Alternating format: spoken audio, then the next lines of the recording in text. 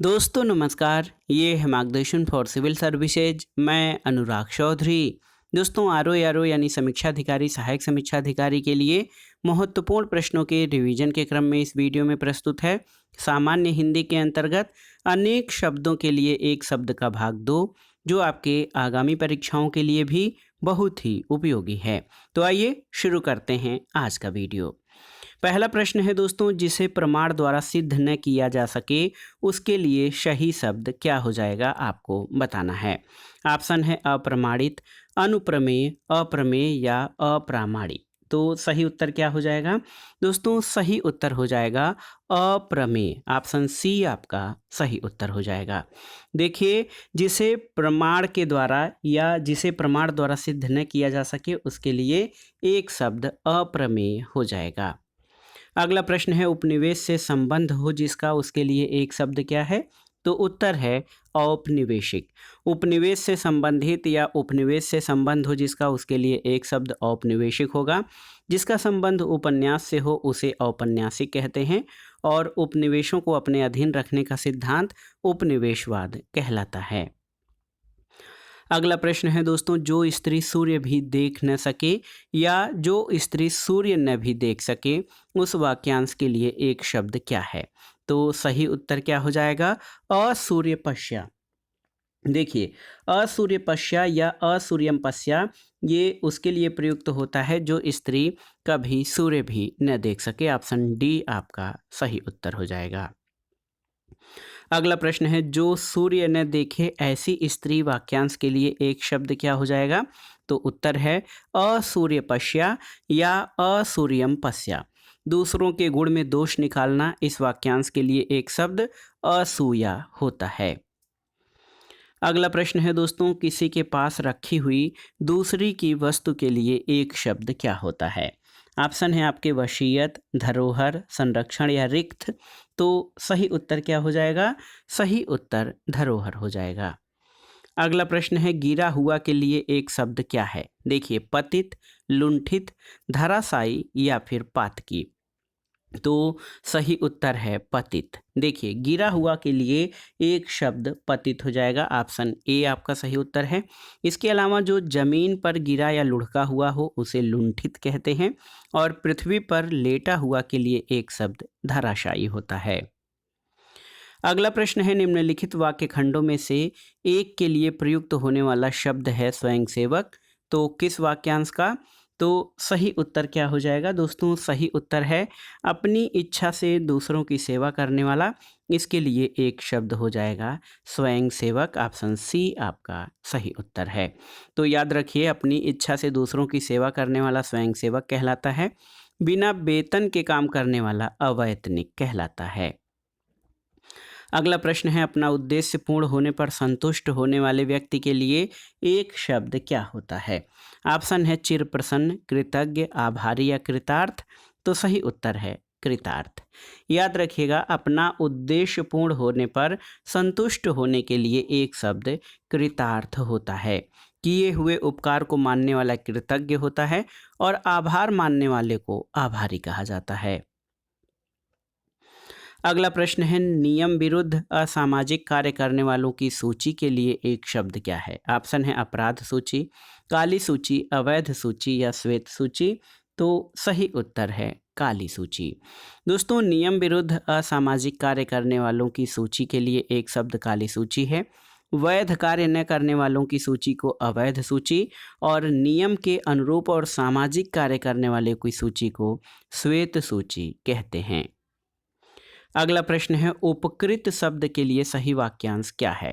जिससे उपकार हुआ हो, जिसने उपकार किया हो, जो उपकार न मानता हो या जिस पर उपकार किया गया हो।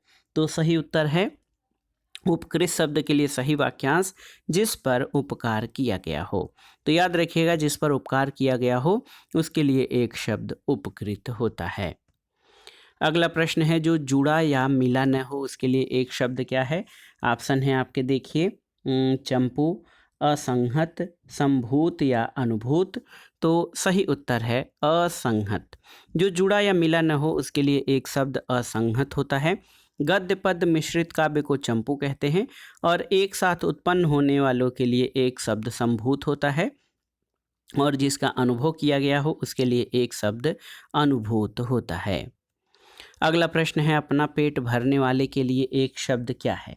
तो सही उत्तर है अपना पेट भरने वाला के लिए एक शब्द कुक्षिभर होता है, कुक्षिभर। देखिए कुक्षिभर अपना पेट भरने वाले के लिए कच्छप का अर्थ कछुआ और कच्छ का अर्थ दलदल जमीन होता है। अगला प्रश्न है दोस्तों जिस पर विश्वास किया गया है उसके लिए एक शब्द क्या होगा? ये बहुत ही महत्वपूर्ण प्रश्न है। जिस पर उपकार किया गया हो, तो सही उत्तर है जिस पर विश्वास किया गया है उसके लिए एक शब्द विश्वस्त होता है। और विश्वस्त इसके लिए शब्द है जिस पर विश्वास किया गया हो यानी विश्वस्त, जिसका विश्वास किया जा सके विश्वसनीय, जो विश्वास के योग्य हो उसके लिए विश्वास पात्र, और जो किसी विषय विशेष को जानता हो उसके लिए एक शब्द विशेषज्ञ होता है। अगला प्रश्न है जो दायर मुकदमे का प्रतिवाद या बचाव करे इस वाक्य के लिए उपयुक्त शब्द क्या होता है? तो उत्तर है जो दायर मुकदमे का प्रतिवाद या बचाव करे उसको प्रतिवादी कहते हैं। ऑप्शन बी आपका सही उत्तर है। अगला प्रश्न है जिसका रोकना कठिन हो उसके लिए एक शब्द क्या है? ऑप्शन देखिए दुर्निवार, दुर्धर्ष, दुर्घट या दुर्भर। तो जिसका रोकना कठिन हो उसके लिए एक शब्द हो जाएगा दुर्निवार, ऑप्शन ए। दोस्तों जिसका रोकना कठिन हो या जिसका निवारण करना कठिन हो उसके लिए एक शब्द दुर्निवार है। जिसे वश में करना कठिन हो उसके लिए एक शब्द दुर्धर्ष होता है। जिसका घटित होना कठिन हो उसके लिए एक शब्द दुर्घट, और जिसे धारण करना कठिन हो उसके लिए एक शब्द दुर्भर होता है। अगला प्रश्न है तैर कर पार करने की इच्छा। तो तैर कर पार करने की इच्छा के लिए एक शब्द तितिर्षा होता है। ऑप्शन ए आपका सही उत्तर है। तैरने या मोक्ष पाने के इच्छुक के लिए एक शब्द तितिर्षु है। सर्दी गर्मी दुख आदि सहन करने की शक्ति को तितिक्षा कहते हैं, और रफ्तार तेज करने के उपकरण के लिए एक शब्द त्वरक प्रयुक्त होता है। अगला प्रश्न है शत्रुओं का हनन करने वाले के लिए एक शब्द क्या हो जाएगा? तो सही उत्तर है शत्रुओं का हनन करने वाला शत्रुघ्न होता है। ऑप्शन बी आपका सही उत्तर है। आप देख लीजिए शत्रुओं का हनन करने वाला वाक्यांश के लिए एक शब्द शत्रुघ्न है। रिपु का मर्दन करने वाले के लिए एक शब्द रिपुशोदन होता है। अगला प्रश्न है दोस्तों मुकदमा दायर करने वाला व्यक्ति के लिए एक शब्द क्या होगा? वादी, प्रतिवादी, अभियुक्त या मुकदमेबाज। तो सही उत्तर है वादी। वह व्यक्ति जो मुकदमा दायर करता है उसके लिए एक शब्द वादी होता है। जो दायर मुकदमे का प्रतिवाद या बचाव करे उसे प्रतिवादी कहते हैं। जिस पर मुकदमा चलाया गया हो उसे अभियुक्त कहते हैं। अगला प्रश्न है दोस्तों युद्ध की प्रबल इच्छा हो जिसमें उसके लिए एक शब्द क्या है? तो सही उत्तर है युयुत्सु, यानी युद्ध की इच्छा रखने वाला उसके लिए एक शब्द युयुत्सु का प्रयोग होता है। युद्ध करने वाला योद्धा और विद्रोह करने वाला विद्रोही कहलाता है। अगला प्रश्न है मरने की इच्छा वाक्यांश के लिए एक शब्द क्या है? तो याद रखिएगा मुमूर्षा। मरने की इच्छा यानी मुमूर्षा, और मोक्ष पाने की इच्छा मुमुक्षा, और देखिए मोक्ष पाने की इच्छा रखने वाला मुमुक्षु है। मरने की इच्छा के लिए मुमूर्षा शब्द प्रयोग किया जाता है। मोक्ष प्राप्त करने की इच्छा के लिए एक शब्द मुमुक्षा है। जो मरना चाहता है उसके लिए एक शब्द मुमूर्ष होता है, और जो मोक्ष चाहता है उसके लिए एक शब्द मुमुक्षु होता है। अगला प्रश्न है दोस्तों जिसमें युद्ध करने की इच्छा हो तो उसके लिए एक शब्द युयुत्सु का प्रयोग किया जाता है। तो ऑप्शन सी आपका सही उत्तर हो जाएगा। देखिए बहुत ही महत्वपूर्ण प्रश्न है आपका कि जिसमें युद्ध करने की इच्छा हो उसके लिए एक शब्द युयुत्सु का प्रयोग किया जाता है। अगला प्रश्न है जिसे दूर करना कठिन हो इस वाक्यांश के लिए एक शब्द क्या है? तो सही उत्तर है दुर्निवार। जिसका निवारण करना या दूर करना कठिन हो दुर्निवार है। यानी देखिए जिसे नियंत्रित करना कठिन हो उसके लिए एक शब्द दुर्वग्रह है, और जिसे वश में करना कठिन हो उसके लिए दुर्दम्य है। जिसे भरना कठिन हो उसके लिए दुष्पूर शब्द का प्रयोग किया जाता है। अगला प्रश्न है दोस्तों जो रूढ़ियों में विश्वास करता हो, जो रूढ़ियों में विश्वास करता हो इस वाक्यांश के लिए एक शब्द क्या है? ऑप्शन देखिए परंपरावादी, रूढ़िवादी, रूढ़िबद्ध या रूढ़िवादिता। तो सही उत्तर है रूढ़िवादी। जो रूढ़ियों में विश्वास करता हो इस वाक्यांश के लिए एक शब्द रूढ़िवादी होता है। परंपरा में विश्वास करने वाले के लिए परंपरावादी शब्द होता है। इसके अलावा जो रूढ़ में बंधा हो इस वाक्यांश के लिए एक शब्द रूढ़िबद्ध है। और परंपरागत बातों को मानते चले इसका सिद्धांत रूढ़िवादिता कहलाता है। अगला प्रश्न है दोस्तों, वह जो पूजा के योग्य हो। देखिए, वह जो पूजा के योग्य हो इस वाक्यांश के लिए एक शब्द क्या है? तो उत्तर है पूजनीय। वह जो पूजा के योग्य हो यानी पूजनीय होता है। पूजा करने वाले के लिए एक शब्द पूजयिता है। पूजित होने वाले के लिए एक शब्द पूजमान होता है। और जिसे पूजा गया हो उसके लिए एक शब्द पूजिता है। अगला प्रश्न है दोस्तों, जो देश से प्रेम करता हो उसके लिए एक शब्द क्या हो जाएगा? ऑप्शन देखिए देशभक्त, देशरक्षक, देशवासी या देश सेवा। तो सही उत्तर है देशभक्त। जो देश से प्रेम करता हो उसके लिए एक शब्द देशभक्त है। देश की रक्षा करने वाला देश रक्षक, देश में रहने वाला देशवासी और देश की सेवा करने वाला, देश की सेवा को देश सेवा कहते हैं। अगला प्रश्न है दोस्तों, देखिए 100 में 100 के लिए एक शब्द क्या होता है? 100 में 100। तो उत्तर है शत प्रतिशत। 100 में 100 के लिए एक शब्द शत प्रतिशत है। शत का अर्थ 100 से है। शताब्दी जो है वो 100 वर्षों के समूह को शताब्दी कहते हैं। अगला प्रश्न है, जो बात वर्णन से परे हो उसके लिए एक शब्द क्या होता है? तो उत्तर है वर्णनातीत, ऑप्शन डी। दोस्तों, जो बात वर्णन से परे हो उसके लिए एक शब्द वर्णनातीत होता है। जिसे वाणी द्वारा व्यक्त किया जाए वर्णनीय होता है। जिसे वाणी द्वारा व्यक्त न किया जा सके उसे अवर्णनीय कहते हैं। और जिसका वर्णन किया गया हो उसे वर्णित कहते हैं। अगला प्रश्न है, आकाश को चूमने वाले के लिए एक शब्द क्या है? तो आकाश को चूमने वाले के लिए एक शब्द आकाशचुंबी होता है। देखिए, बहुत ही आसान सा प्रश्न है, आप देख लीजिए।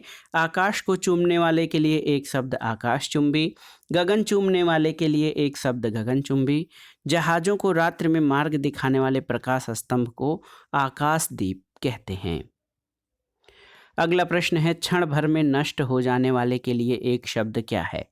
तो ऑप्शन है क्षणातुर, क्षुधातुर, क्षणभंगुर या क्षणोद। तो सही उत्तर है क्षणभंगुर। दोस्तों, क्षण भर में नष्ट हो जाने वाला के लिए एक शब्द क्षणभंगुर होता है। जो क्षण भर के लिए आतुर हो उसे क्षणातुर कहते हैं। जो क्षुधा या भूख के लिए आतुर हो उसे क्षुधातुर कहा जाता है। अगला प्रश्न है, जो शब्दों द्वारा व्यक्त न किया जा सके उसके लिए एक शब्द क्या है? तो सही उत्तर है अव्यक्त। अव्यक्त यानी जो शब्दों के द्वारा व्यक्त न किया जा सके। जो वाणी या वचन के द्वारा न कहा जा सके उसके लिए एक शब्द अकथनीय होता है। जो कम जानता हो उसे अल्पज्ञ। और जो कहा न जा सके, देखिए, जो कहा न जा सके उसके लिए एक शब्द अकथ्य होता है। अगले प्रश्न पर आते हैं दोस्तों, किसी पर विजय पाने की इच्छा रखने वाले के लिए एक शब्द क्या होता है? तो उत्तर है जिगीषु या बिजिगीषु। तो देखिए, ऑप्शन सी आपका सही उत्तर है। किसी पर विजय पाने की इच्छा रखने वाला जिगीषु होता है।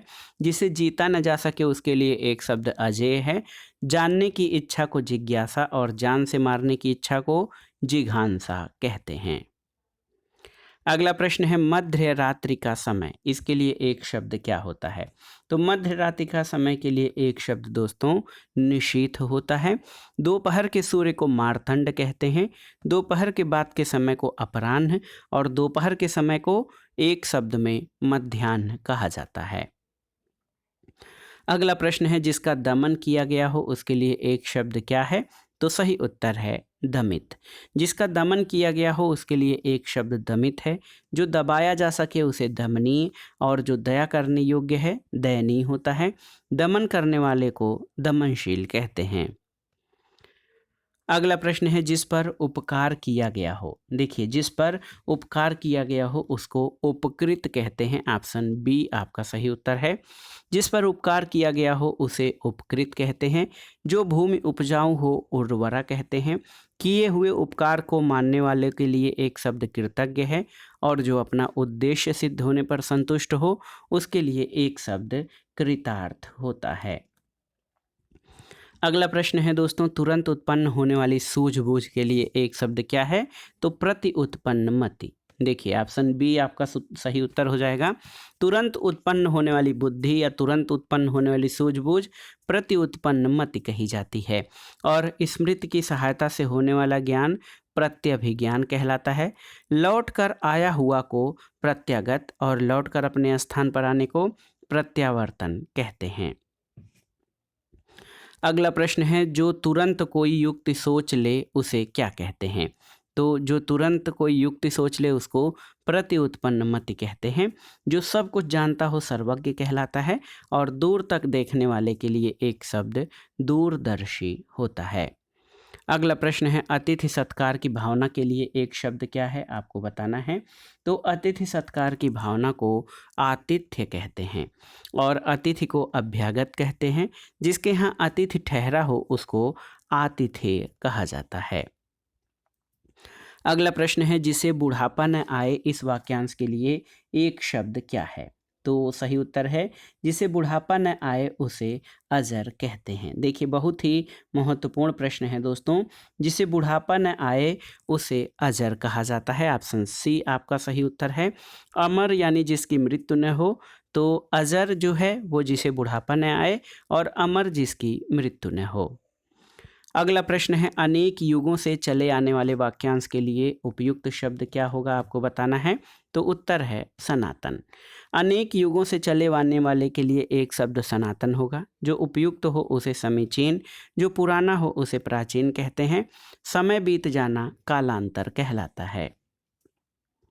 अगला प्रश्न है कि युगों से चले आने वाले के लिए एक शब्द क्या होता है? तो सही उत्तर है सनातन। और जिसे ईश्वर में विश्वास हो उसके लिए एक शब्द क्या है? तो उत्तर है आस्तिक। वेदों में विश्वास रखने वाले को भी आस्तिक कहते हैं। तो याद रखिएगा, जिसे ईश्वर में विश्वास हो उसके लिए एक शब्द आस्तिक है। भक्त और पुजारी शब्द दूसरे अर्थों में प्रयुक्त होते हैं। अगला प्रश्न है दोस्तों, जो व्याकरण अच्छी तरह जानता हो उसके लिए एक शब्द क्या होता है? आपको बताना है। तो सही उत्तर है वैयाकरण। ऑप्शन ए आपका सही उत्तर है। वैयाकरण यानी जो व्याकरण अच्छी तरह जानता हो। और व्याकरण के ज्ञाता या व्याकरण अच्छी तरह जानता हो उसके लिए एक शब्द वैयाकरण होता है। अगला प्रश्न है, व्याकरण के ज्ञाता के लिए एक शब्द क्या है? तो सही उत्तर है वैयाकरण यानी जो व्याकरण अच्छे से जानता हो। अगला प्रश्न है दोस्तों, महत्वपूर्ण प्रश्न है, जो क्षमा करने योग्य नहीं है उस वाक्यांश के लिए एक शब्द क्या होगा? ऑप्शन है अदम्य, अक्षम्य, निर्गुण या सक्षम। तो सही उत्तर है अक्षम्य, ऑप्शन बी। दोस्तों जो क्षमा करने योग्य नहीं है उसके लिए एक शब्द अक्षम्य होता है। शेष विकल्प दूसरे संदर्भों में प्रयुक्त होते हैं। अगला प्रश्न है, पश्चिम और उत्तर दिशाओं के मध्यस्थ कोण को क्या कहते हैं? ऑप्शन है ईशान, नैऋत्य, वायव्य और आग्नेय। तो सही उत्तर वायव्य हो जाएगा। पश्चिम और उत्तर के बीच के कोण को वायव्य कहते हैं। पूरब और उत्तर के मध्यस्थ कोण को ईशान कहते हैं। पूरब और दक्षिण दिशाओं के मध्यस्थ कोण को आग्नेय कहते हैं। अगला प्रश्न है दोस्तों, ऐसी जीविका जिसका कुछ ठीक ठिकाना न हो इस वाक्यांश के लिए एक शब्द क्या हो जाएगा? तो सही उत्तर है ऐसी जीविका जिसका कोई ठीक ठिकाना न हो उसे आकाश वृत्ति कहते हैं। ऑप्शन बी आपका सही उत्तर है। आकाश में फूल खिलने किसी असंभव बात को आकाश कुसुम कहा जाता है।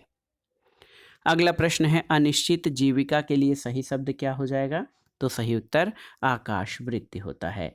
अनिश्चित जीविका के लिए सही उत्तर दोस्तों आकाश वृत्ति है।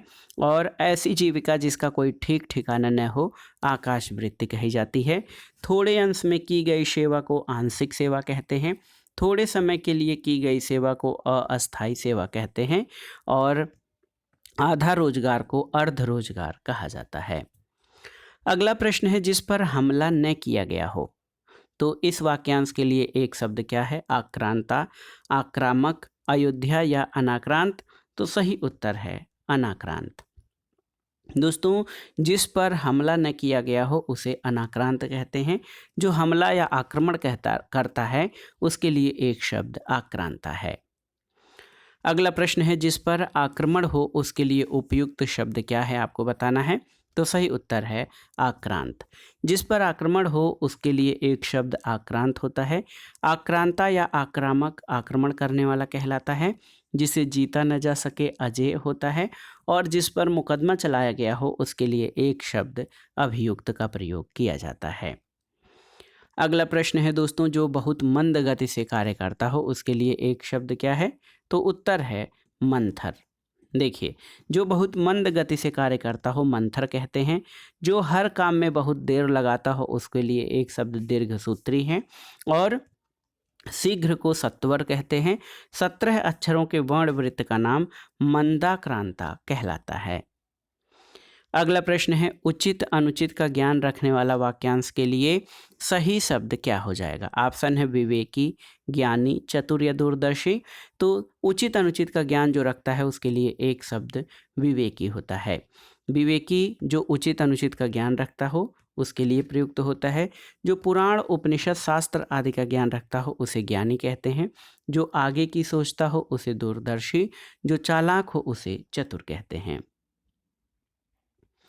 अगला प्रश्न है दोस्तों, जो अपने कर्तव्य का निश्चय न कर सके इस वाक्य को एक शब्द में क्या कहेंगे। ऑप्शन है द्वंद्वग्रस्त, भ्रमित, किम कर्तव्य विमूढ़ या दुविधाग्रस्त। तो सही उत्तर है कि जो अपने कर्तव्य का निश्चय न कर सके उसके लिए एक शब्द किम कर्तव्य विमूढ़ होता है। जो अपने कर्तव्य का निश्चय न कर सके यानी जिसे अपने कर्तव्य का ज्ञान न हो उसके लिए एक शब्द किम कर्तव्य विमूढ़ होता है। जो द्वंद्व में हो उसे द्वंद्वग्रस्त और जो भ्रम में हो उसे भ्रमित कहते हैं। जो दुविधा में हो उसे दुविधाग्रस्त कहा जाता है। अगला प्रश्न है, ऐसा कवि जो तत्काल रचना करता हो उसके लिए एक शब्द क्या है। तो उत्तर है आशु कवि। दोस्तों, ऐसा कवि जो तत्काल रचना या तत्क्षण रचना करता हो उसके लिए आशु कवि शब्द प्रयुक्त होता है। कवियों में श्रेष्ठ को कविराज की उपाधि दी जाती है। कवियों में महान के लिए महाकवि और कवियों का ईश कवीस कहलाता है। अगला प्रश्न है, अव्यक्त भाव के लिए प्रयुक्त एक वाक्य कौन सा है। ऑप्शन है जिसे कहा न जा सके, जिसे व्यक्त न किया जा सके, जिसे कहा जा सके या जिसे व्यक्त किया जा सके। तो जिसे व्यक्त न किया जा सके उसके लिए एक शब्द अव्यक्त होता है। अव्यक्त शब्द के लिए एक वाक्य शब्द द्वारा जो व्यक्त न हो सके, जो बोल नहीं सकता मूक और जो वचन या वाणी के द्वारा कहा जा सके उसे कथनीय कहा जाता है। जिसके बारे में कुछ न कहा जा सके उसके लिए अकथनीय शब्द प्रयुक्त होगा। अगला प्रश्न और इस वीडियो का आखिरी प्रश्न है कि जिसके हाथ में शूल हो उसके लिए एक शब्द क्या होगा, आपको बताना है। ऑप्शन है चक्रपाणी, शूलपाणी, वज्रपाणी या पाणी ग्रहण। तो सही उत्तर है शूलपाणी। जिसके हाथ में शूल हो उसके लिए एक उपयुक्त शब्द शूलपाणी है। जिसके हाथ में चक्र हो उसे चक्रपाणी कहते हैं और जिसके हाथ में वज्र हो उसे वज्रपाणी कहते हैं। किसी का हाथ ग्रहण किया जाना या विवाह पाणी ग्रहण कहलाता है। Option D. तो याद रखिएगा, जिसके हाथ में शूल हो उसे शूलपाणी कहा जाता है। तो दोस्तों, ये था आज का वीडियो। आरओ परीक्षा यानी समीक्षा अधिकारी सहायक समीक्षा अधिकारी के लिए सामान्य हिंदी के महत्वपूर्ण प्रश्नों के रिवीजन के क्रम में अनेक शब्दों के लिए एक शब्द का भाग 2 जो आपके आगामी परीक्षाओं के लिए सामान्य हिंदी जो प्रश्न पत्र है उसके लिए बहुत ही उपयोगी है। आप इन प्रश्नों को तैयार कर लीजिएगा। दोस्तों, वीडियो आपको कैसा लगा हमें कमेंट बॉक्स में ज़रूर बताइएगा। वीडियो को लाइक करें, शेयर करें और इस चैनल मार्गदर्शन फॉर सिविल सर्विसेज को सब्सक्राइब करें। वीडियो देखने के लिए धन्यवाद दोस्तों। नमस्कार।